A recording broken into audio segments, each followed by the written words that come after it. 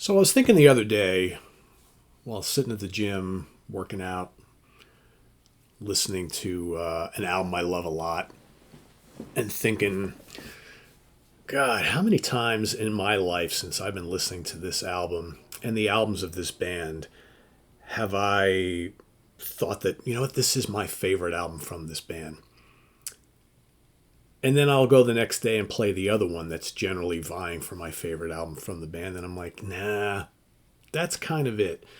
And it led me to think, it's like, we've talked about Styx here on the channel a lot over the years. I just went and looked at all the videos we've done that are Styx related. There's quite a few of them for a reason, because I'm a huge fan. I've been a huge fan since I was a kid in the late 70s. And I have spent so many years and so much brain activity trying to decide, The Grand Illusion or Pieces of Eight. Most folks won't argue that these are the two greatest achievements in this band's catalog, right? And I've thought that forever. As much as I love Crystal Ball, right, the first album with Tommy Shaw, I love Equinox. I like the albums that came before it. I have a soft spot for the Wooden Nickel stuff. I think there's some great material on those albums. And I like Cornerstone, and I love the two most recent albums, right? The Mission and Crash of the Crown. I think those are absolutely great. Cornerstone and Paradise Theater, really strong albums, right? Maybe not as classic as these. Kilroy, well, we all know the Kilroy story. I find some of the Styx stuff from the 90s, I think you could probably take all the best tracks from those albums and put them on one. You got a pretty good album, but on their own, there's something a little lacking there. I think Cyclorama is a very underrated album in their catalog. But, generally speaking, when you come back to the conversation of Styx, it's these two, right? And what makes them so great from album to album, I think they're both very similar to each other. I would argue that The Grand Illusion is more of their version of prog rock, progressive rock, and while Pieces of Eight has a lot of those tendencies as well, I think this shows them as more of a successful hard rock band. There's hard rock on both albums, there's prog on both albums, but I think there's more prog on The Grand Illusion, there's more hard rock on Pieces of Eight. Vocally, songwriting-wise, musically speaking, I think the band are at their absolute peak here. Both of these albums, they're so similar in so many ways. Even when you look at like the sales, like especially here in the U.S., both albums peaked at number 6 on the U.S. Billboard album charts. Both albums sold in excess of 3 million copies as of the last time that they were certified. So that's 6+ million copies between the two of them. Both had a slew of singles and classic rock deep cuts that have been played on radio for ages, right? I mean, if you just kind of look through here, right? On The Grand Illusion, you got the title track, staple of the band's live set as well as radio. Fooling Yourself, The Angry Young Man, absolutely. You got Come Sail Away, right? One of their bigger early hits. Miss America was enshrined in their live set for many, many years. And then you got these amazing deep cuts like Superstars, Man in the Wilderness, and Castle Walls. Castle Walls is probably my favorite song on the album. It's just so good. It's majestic. It's grandiose. You got the three singers. You got Dennis DeYoung, his amazing pipes, songwriting skills, and great keyboard playing. One of the most underrated keyboard guys out there. You got Tommy Shaw, right? Multi-instrumentalist, great guitar player, great singer, songwriter. James Young, otherwise known as JY, he brings the heavy rock to the table in this band. Also, especially in the early years, very strong voice. Again, more suitable for that kind of hard rock stuff. And then, of course, the Panozzo brothers, right? But just great deep cuts, great notable, endearing songs on here. The production is amazing.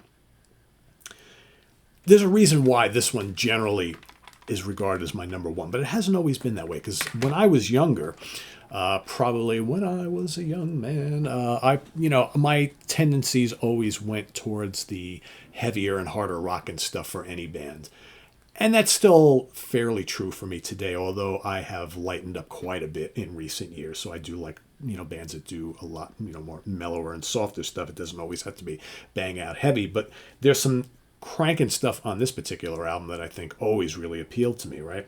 You got The Great White Hope, which is, pretty muscular, pretty rockin'. It's got those great proggy keyboards, but still really good. You got the more poppy I'm Okay and Sing for the Day. Then you got Lords of the Ring is big, grand, majestic rock, right? Hard rock. You got Blue Collar Man and Renegade, two terrific Tommy Shaw songs that, again, hits, staples of the live set for forever and ever and ever. And both are just completely rocking songs. Great, great stuff. And then, of course, you got the near proto-metal Queen of Spades, which is one of the heaviest songs the band has ever done. It's just so good. And man, Dennis DeYoung's vocals. I mean, Dennis, when he was younger, when he wanted to, he could sing that real kind of like, angry, dark, menacing type stuff. Really, really good. Then, of course, you got the great Majestic Pieces of Eight title track, which is just great. Again, the band knew how to do progressive rock as well, but the way they blended pop and prog rock and hard rock all together into this thing we like to call pomp, right? One of the most successful bands to ever do that, in my opinion. And I think, we often talk here on the channel, I've said it a million times, sometimes there are albums that are great, but you've heard the albums, you've heard the songs so many times that, over the passage of time, you tend to devalue the greatness of those albums because of just overuse, overhearing them. You've heard it too much. I mean, how many times have you heard me say that, Back in Black is a great album? Man, if I ever heard Shook Me All Night Long again, it's like I'd never need to hear it again, right? And unfortunately, there are other songs on that album that, because I played it to death, I very rarely ever need to listen to Back in Black. Hotel California, right? You can make arguments for a lot of different albums. I find that these are two albums that I also have heard like a million times in my, well, maybe not a million, but I've heard these albums hundreds, if not thousands of times in my lifetime. Now, 40 plus years, 45 plus years, right? And they still sound fresh to me. Maybe it's just there's something about the music of this band that just speaks to me more than others.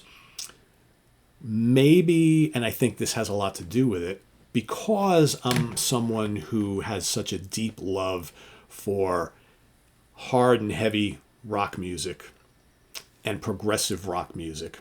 And I do like a good pop song, right? Especially from this era, right? From the 70s. I think that this band perfectly combines all of those elements into one signature sound and style. And it's become endearing to me. Like when I was growing up in the 70s and even into the early 80s, because I still was a Styx fan, I listened to a lot of Styx up until probably I think after Paradise Theater, I kind of dropped off for a number of years because I was just listening to way more heavier stuff.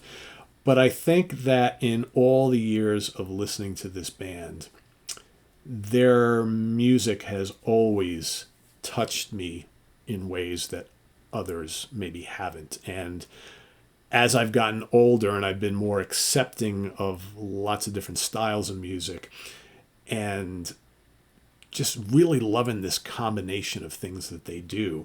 Like if you would have asked me 45 years ago, 40 years ago, where does Styx sit, Pete, on your ranking of all-time favorite bands? I would have been like, gee, I don't know, maybe 20, 25, 30, something like that. I love them, but I like a lot of other bands a lot more. I will say today, if I were to go and do this exercise today, which I probably need to do again because I can't remember the last time here on the channel I ranked my favorite, 20 bands of all time. They're easily in the top 20. I might argue they're probably, if not top 10, they're pushing a top 10 for me now. And I find that as every year goes on, and it also helps that they're creating new music that I absolutely love and adore. That also helps because they're still relevant to me. They still tour a lot. They're still putting out new music. So it's like Styx to me is just always on my mind, on the brain, playing on my CD player, playing in my iPod or in my car or something like that. New records. They got another new album coming out in the not too distant future, right? Which I'm really stoked about because the last two have been so good. And I get that their music is not for everybody. Growing up in the 70s, Styx was a very big band here. I get it, they're not as big in other parts of the world, but they were a very big band here in the States. They were all over the radio, their albums were everywhere, and a lot of us young kids just really gravitated towards this stuff. Regardless of whether, I was a Kiss fan, right? But I still love Styx. Then I became like, Metallica and Slayer and all that stuff, and Black Sabbath and Priest and Maiden and Deep Purple, whatever. But I still love Styx, right? Because they bring enough of that hard rock intensity that I really like. But then even as I became more of a prog fan, I still really appreciated what they did because they are prog fans themselves, and they incorporated just enough of those, sweeping keyboard textures and the slightly complex arrangements and the multi-part vocal harmonies and things like that. What's not to love for a guy like me? What's not to love? So, and again, to get back to the original intent of this episode is, how do I separate these two albums at times? I've come to the conclusion that I really don't. I guess depending on my mood is the one that I reach for. I tend to think, though, in recent years that the endearing classic is really this one. This just to me seems like a complete masterpiece. I don't find there's a wasted moment on this, and from the first opening bombastic moments of The Grand Illusion all the way to the symphonic grand finale, there's nothing on here that isn't complete ear candy to me that I ever get tired of listening to. And this is one of those albums I want to hear from start to finish every single time. This album, I could almost say the exact same things, right? But there are some days I'm kind of like, I'm okay and Sing for the Day are nice, but maybe I'm not really in the mood to hear them. Sometimes by the time the Pieces of 8 song finishes, I'm kind of like, do I really want to sit through the rest of Aku Aku, which just kind of takes you out and drifts along? Maybe not. Everything else, though, there are some days that I will put this on and I will go fast forward right to Blue Collar Man, Queen of Spades, and Renegade. Because when I want to feel completely jacked up and rock out to Styx, there is no better 3 songs in a row than those 3. None. Not even a question. So I think these albums do different things for me. They each do different things for me. But as a whole, they kind of go together and they're intertwined. And I have often played one after the other because they go together like 2 peas in a pod. I saw that tour, it's probably 10 years ago now, right? If not longer than that, where they played both albums back to back. That was an absolute joy for me to be able to see. And granted, it wasn't the original lineup playing it, right? Because, you've got Tommy and JY, Lawrence Gowan, and the rest of the crew, right? But that's the band that I have gone to see live for so many years now, and that's the band who's still releasing all the new music. So I never got to see the original band back in the day. I came close. My father was actually going to take me to go see the Paradise Theater tour. It was Paradise Theater was a Cornerstone. One of the two, I don't remember now. It may have been Cornerstone, actually, now that I think about it. I don't know. They were playing at the Brendan Byrne Arena in East Rutherford, New Jersey. Gary Joyce knows the place, right? Maybe Gary went to the show. And my father actually took me to Sears to go buy tickets the morning they went on sale at Ticketron. Remember the old days of Ticketron? You got to go wait in line, right? And so we got there, probably not early enough. We got there to go buy tickets, and literally as we got up, there were like 2 people in front of us, and the person who was running the ticket booth were like, "Sorry, folks, show is sold out."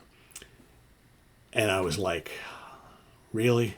I was like, Dad was like, "All right, well, we'll try next time." Well, that next time never happened. So I never, and then by the time, I could have seen Styx on the next couple tours, and I just didn't. Because, like I said, I was into different things. I was in college, and that just kind of fell by the wayside. So by the time I started seeing Styx on a fairly regular basis, 'cause I've seen them quite a lot in recent years, Dennis is out of the band and, whatever. And that would have been cool to see them at least with the classic lineup once.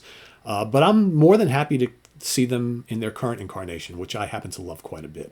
So for me, I'm not one of those people, no Dennis, no Styx, because, those days are in the past. They're still a regular touring entity. They're still making great new music. I love the Dennis solo stuff. I've been able to separate the two and like both of them. And you still have all the original great albums to kind of go and live with and enjoy. And so, I just like Styx as a band regardless. So, and these 2 albums for me will forever be classics. And yeah, what makes one better than the other is in the eye of the beholder. For me, like I said, I slightly prefer this one these days, but this one is no less a drop-dead classic. And for me, if you want to make it a four square, right, like we do on 4 Fusion Friday, all you got to do is throw in Equinox, and the album after it, which I'm drawing a complete blank. Crystal Ball, that's it. God, Pete's got the olds, man, I tell you. Those 4 albums to me are absolute magic. Absolute magic. So, yeah, and then, like I said, I love the 2 most recent albums. There's a lot in this catalog I really like a lot. But these are the 2 gems. So I plan on doing more of these type of reflecting on classic albums that mean a lot to me in the days and weeks ahead. It's just something I want to kind of, and some stuff could be a little on the controversial side. That's fine.